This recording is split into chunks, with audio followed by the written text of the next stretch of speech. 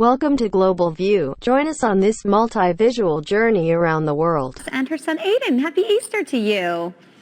Happy Easter, guys. Good to see you. Let's start off with some whipped cream dyed eggs. Explain for us. Yeah, so these are really easy to do. And if you didn't get one of those like at-home dye kits, don't worry.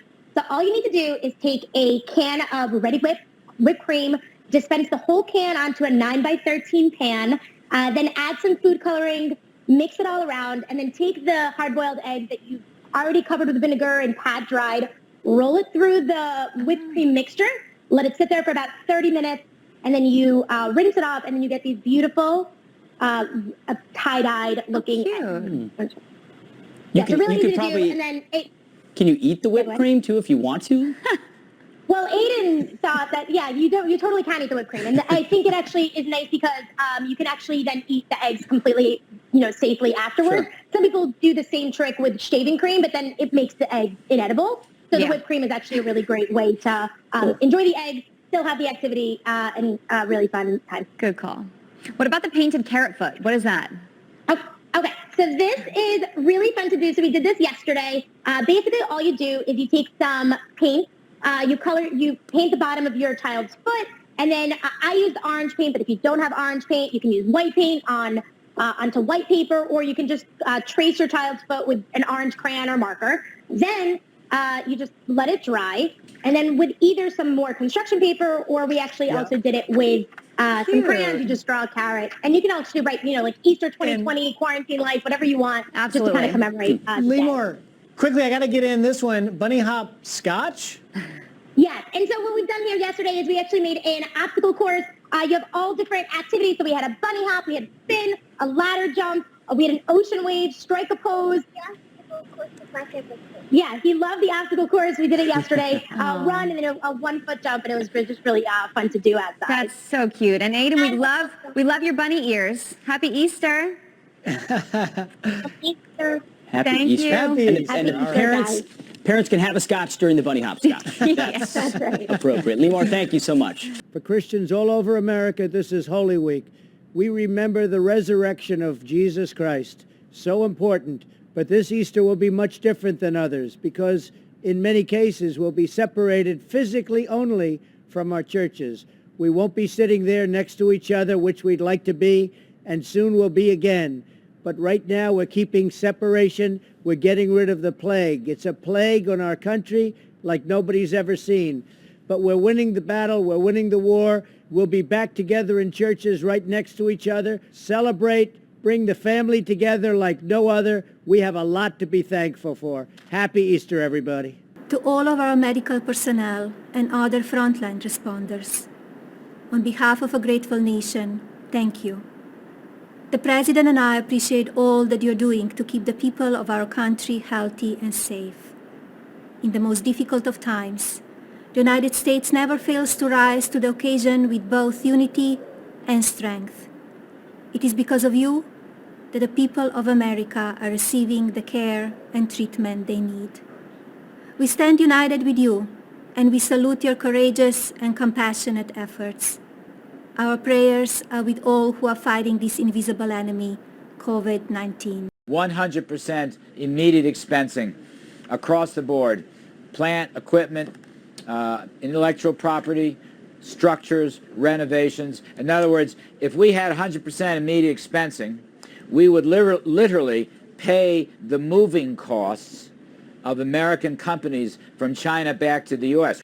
In 2020, China exported a deadly virus, and that could well be its undoing.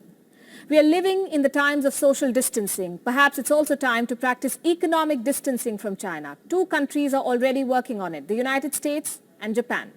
Both are badly hit by the coronavirus, and they're learning their lessons, and they're taking steps to bring their businesses back home. Japan is taking the lead. On Tuesday, Prime Minister Shinzo Abe unveiled Japan's largest ever economic stimulus package. It's worth a whopping $990 billion, $990 billion. First, listen to this. The Japanese economy is facing the biggest crisis after the war. Under a strong sense of crisis, we will definitely save lives and jobs. In order to do this, We will implement a world-class economic stimulus package worth 108 trillion yen, which is equivalent to 20% of the GDP. 20% of their GDP. He calls it a world-class relief package. And it has a clear message for China, this package. It has a unique allocation. Japan wants to keep its businesses safe, and for that, Japan is ready to pay its companies to shift out of China. Japan will incentivize them to move their factories out of China. A little more than $2 billion has been set aside for this. That's the kind of money that the Japanese government will give companies to leave China and return to Japan. Another $215 million will be made available to those who want to move to other countries. The message is very clear. Go anywhere but leave China. And this has caught Beijing off guard. China's foreign ministry was asked about Japan's moves yesterday, and they gave a rather vague response. We also hope that countries in the world will take corresponding measures like China did to ensure that the world economy and the supply chain are affected as little as possible. A vague expression of hope. We all live in hope, I say. What about the United States? The exodus of American companies had already begun. The virus has only accelerated it. Thanks to U.S. President Donald Trump's America First agenda, U.S. companies were being forced to rework their supply chains. The trade war had forced them to ditch China. Last year, more than 50 American companies had reportedly exited China. And now they're projected to leave at a much faster rate. A report by consulting firm Kearney claims that companies are rethinking their approach towards China. Now they want to diversify their sourcing and supply because they can no longer depend just on China. The coronavirus outbreak has snapped the global supply chains. A fragile and imbalanced system that broke when China shut down all the factories. Now, half of the Earth's population is under a lockdown, more than 4 billion people, that is. Companies that could not get their supplies earlier now cannot sell what they have because stores have been shut. The losses are mounting. The coronavirus outbreak is a black swan moment for the world. It is forcing countries and businesses to rethink their approach. Japan and the United States are showing the way. The world must create alternatives to China. The question now is, who stands to gain from the shift?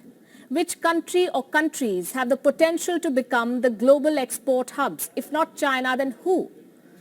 A group of 5 countries known as the Mighty Five could benefit from withdrawals from China. And India is one of them. India can offer manpower at the same scale as China. The trade war benefited some of these emerging markets. They will be fighting for new contracts after the global lockdown ends. The second one on this list of the Mighty Five is Vietnam. Before the coronavirus crisis, Vietnam was exporting around 5,000 products to the United States.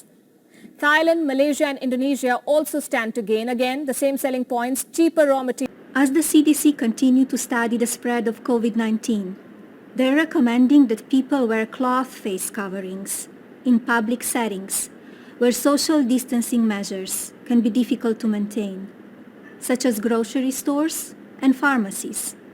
Remember, this does not replace the importance of social distancing. It is another recommended guideline to keep us all safe. Under doctor's orders to rest, Boris Johnson swapped hospital for his Buckinghamshire Chequers retreat. Away from Downing Street, he won't return to work immediately. He has, though, recorded his thanks for the medics who saved his life, in particular 2 nurses, Jenny and Louise. And the reason, in the end, my body did start to get enough oxygen was because for every second of the night, they were watching, and they were thinking and they were caring and making the interventions I needed. And as Boris Johnson left hospital in London at lunchtime, thanks came from his fiancée, Carrie Symonds, too. She tweeted the staff saying, "I will never ever be able to repay you and I will never stop thanking you." She also admitted there were times last week that were very dark indeed, saying her heart goes out to all of those in similar situations, worried sick about their loved ones. Ministers say they're pleased their boss is shaking the virus, but today came a stark reminder it still has the nation in its grip. Today marks a sombre day in the impact of this disease, as we join the list of countries who have seen more than 10,000 deaths related to coronavirus. The fact that over 10,000 people have now lost their lives to this invisible killer demonstrates just how serious coronavirus is. And that is why police have been patrolling parks today, ensuring we all follow the rules to keep apart. Boris Johnson says our efforts are worth it and the country is making progress against the virus. We will win because our NHS is the beating heart of this country. It is the best of this country. It is unconquerable. It is powered by love. For now, though, the PM's focus is here and on his personal fight against the virus, before doctors allow him back to take charge of the nation's fight against it.